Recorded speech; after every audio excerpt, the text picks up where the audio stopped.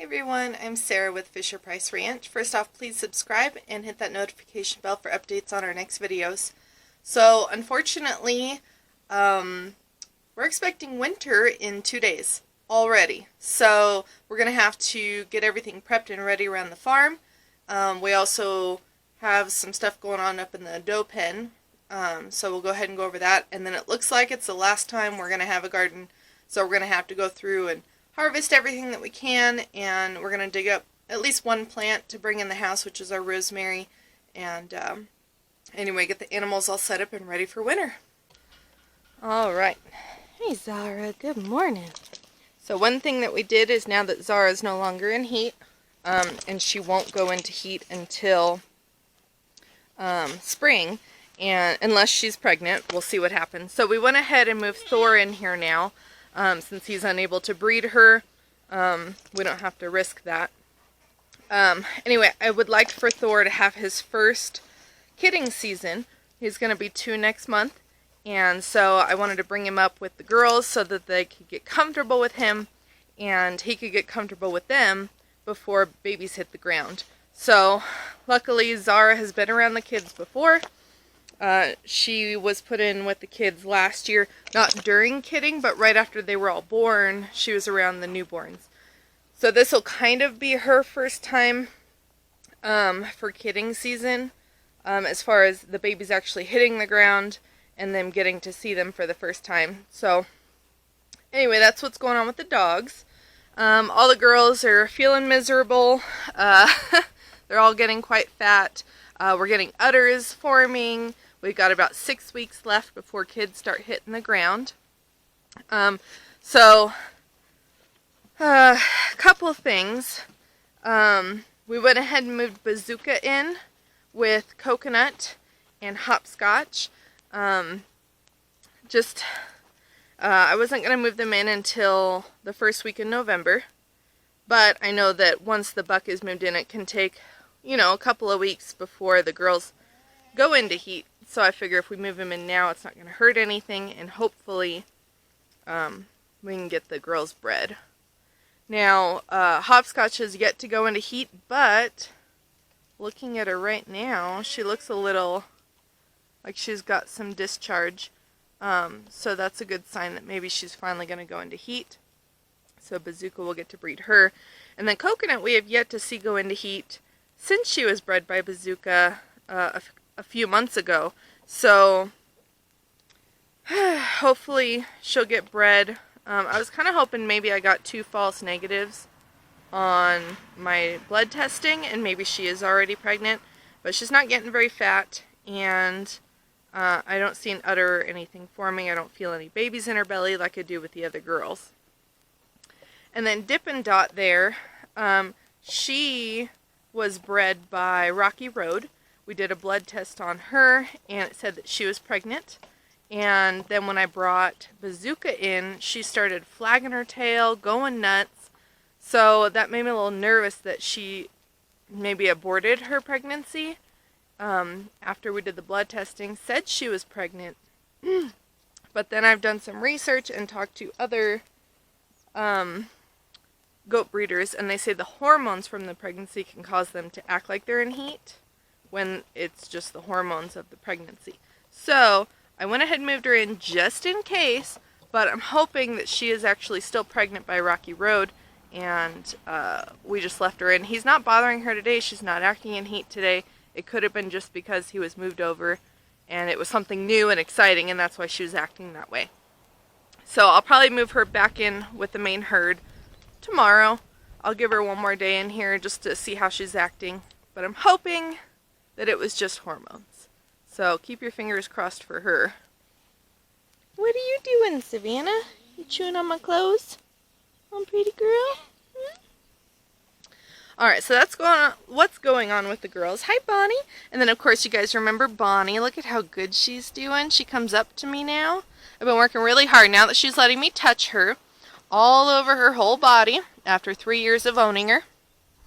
Every day I come out here and I'm just loving all over her, so that way I'm hoping she will continue to let me do this.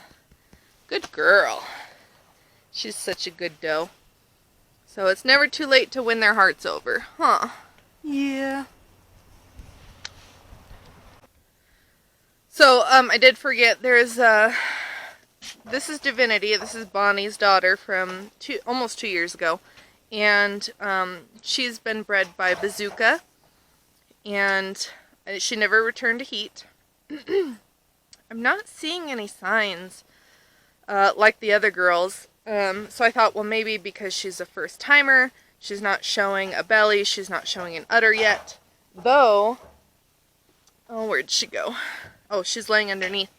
Truffle's underneath the feeder here. She is also a first timer, and she is absolutely massive. But she's normally, Truffle's is from a triplet litter, and that's typical for the mother. This is the mother. And they carry quite big. Now, Divinity was a single. Bazooka was a single. So maybe it's just that she's just going to have a single, and that's why she doesn't look pregnant. I'm really hoping she is. We'll see how that goes. And so keep your fingers crossed for her. One more is Marsala. And she, I don't know her that well yet. Like I said, this is my first time with a kidding season with her. And she's not looking super fat. That's a normal belly for a goat. She did start that udder a week after she was bred, so I'm not gonna be able to go by the udder as far as, you know, if she's bred. I've tried to feel her belly like I have the other girls, where I could feel their kids kicking away, and I feel nothing.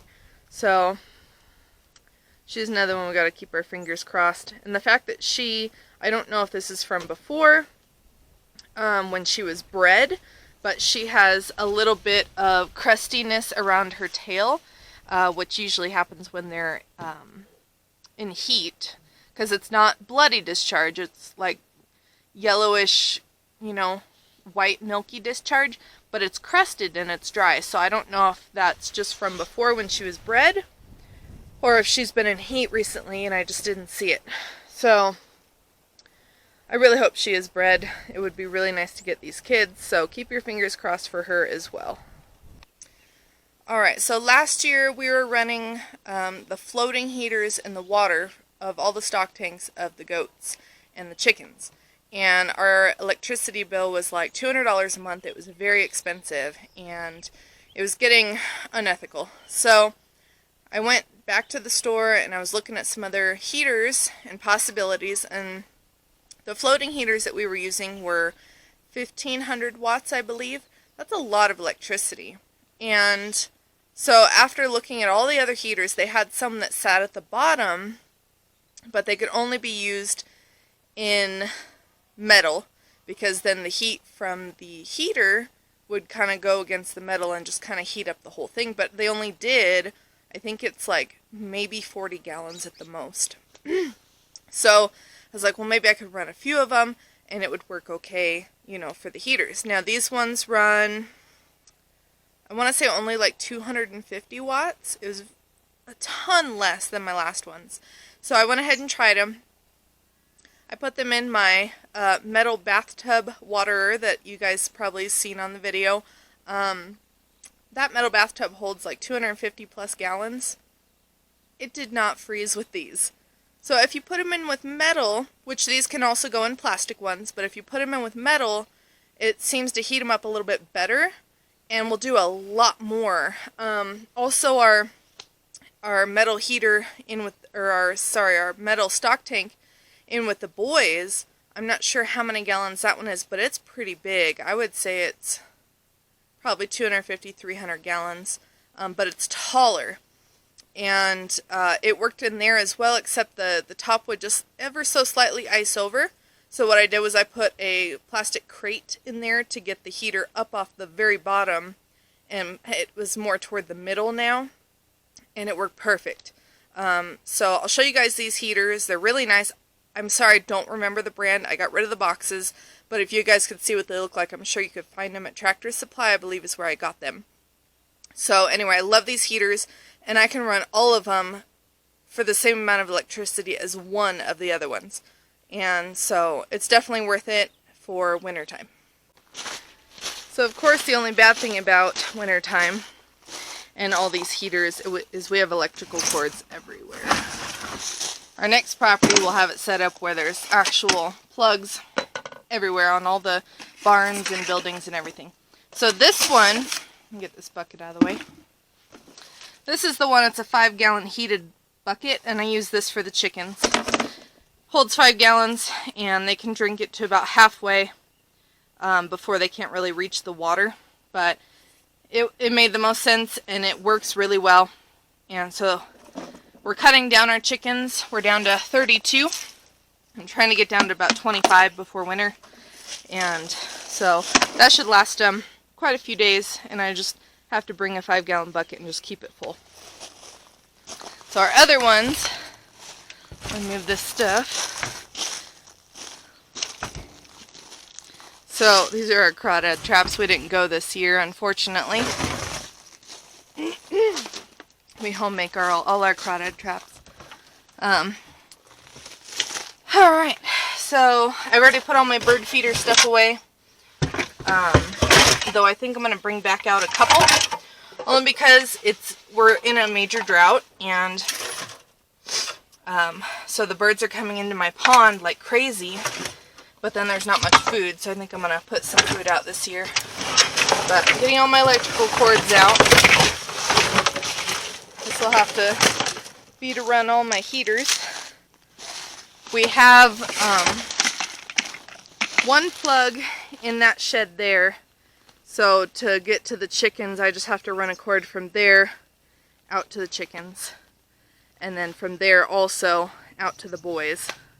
The girls, I have a plug right inside their one barn. So I just have to run it down. And then the other one I have for the weaning pen, I have to run a cord that way.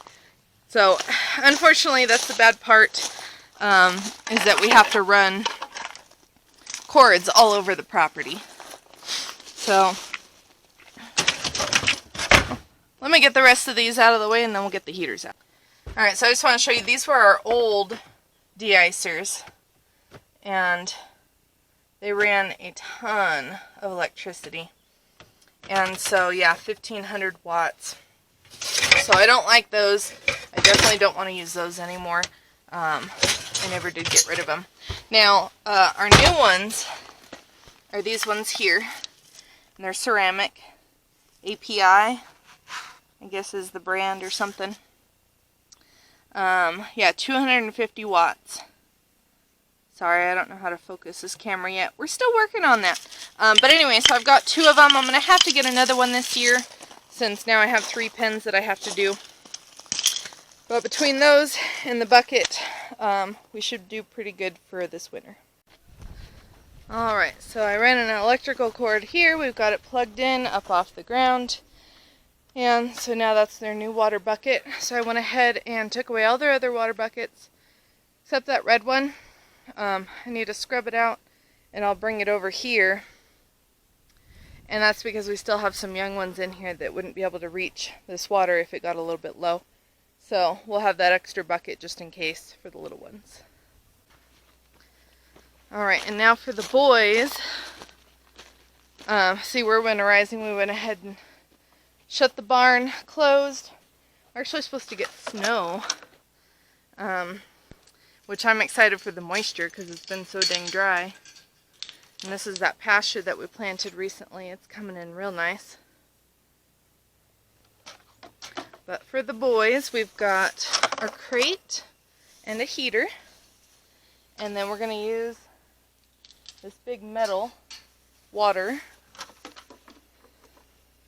And this one will eventually, once it starts freezing, we'll empty this and get rid of it and just use the metal one. And so what we're going to do is, I've brought an electrical cord right there. So we slide this down in here, under the water, slowly. And then the heater will hopefully weigh it down. I think I had to put a rock on it last time. But anyway, the heater sits on top of that, so it keeps it closer to the surface. and then we plug it in back here. And usually I'll go up off the ground. I'll put these through the fence before they're plugged in. Now I'm not going to plug theirs in yet, only because, well, first my my crate's floating. I got to put a rock in there, but it's not freezing for about 2 more days, so I've got a little bit of time, and I want to scrub out their water bowl one more time. Now that algae season is pretty much over, we'll get this scrubbed out again. These are a pain. I hate water buckets because of all the algae in the summertime. But I guess we gotta deal with it. Hi, buddy. Hi, sweet boy. How you doing? He is still in rut. He smells so bad. Huh. I don't know why. He's the only one that's still in rut. All the other boys are just chilling. What you guys doing, huh? Hey, Joe.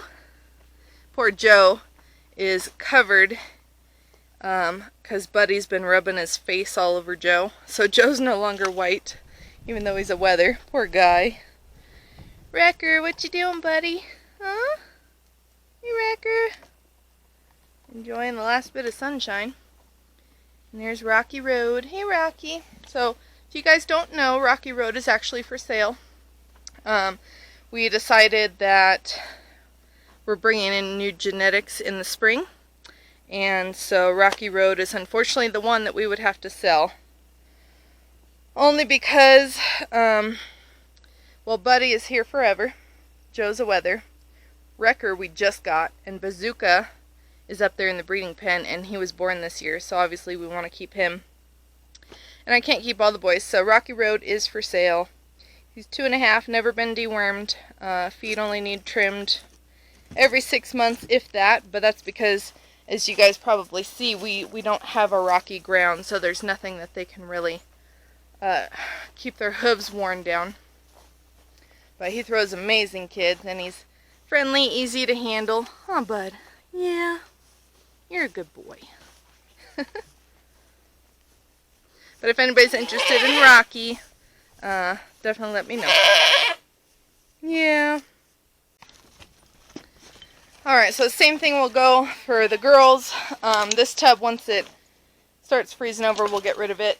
And we'll just have their bathtub going because it's metal. And we just slide that heater down in there. And then we just wrap the access down behind and back here. That way it keeps the goats from pulling on it.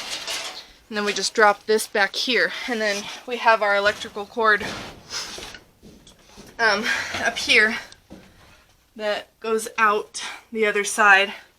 And we'll screw into that, or plug into that, not screw into it. And then we have our other one. You can see we've got cords everywhere, which sucks. It's really bad. But anyway, it goes all the way this way. Hi, girls. And anyway, it comes out on the other side of that feeder, and then there's their water bowl. So that way it'll keep that one from freezing.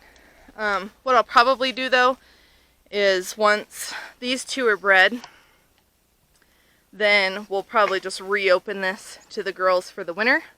That way they have access to that barn up there. We have the door open. And we'll probably just keep them in this one pasture.